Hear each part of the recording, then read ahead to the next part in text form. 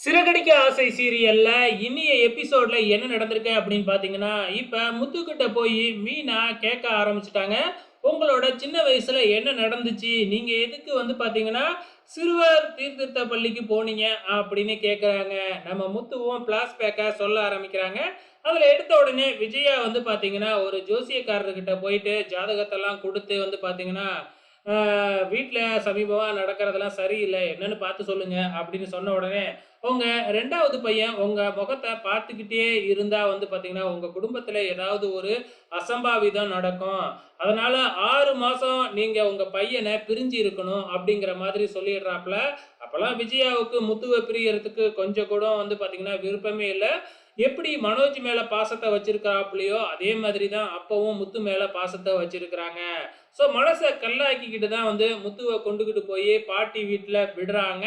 So விஜயாவும் அழுதுகிட்டு தான் இருக்கிறாங்க. வேற வழியே இல்ல இல்லையா? ஸோ அதனால முத்துவ விட்டு பிரிய மனசு இல்லாம தான் வந்து பார்த்தீங்கன்னா, நம்ம விஜயா அங்கருந்து பிரிஞ்சு வந்திருக்கிறாங்க.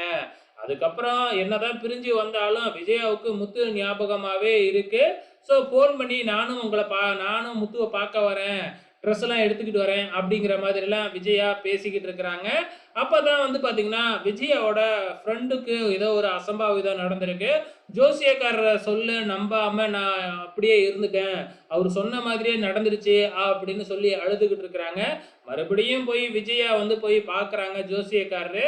நீங்க சொன்ன மாதிரியே என் மகன கொண்டு போய் எங்க மாமியார் வீட்ல விட்டுட்டேன் அப்படின்னு சொல்றாங்க.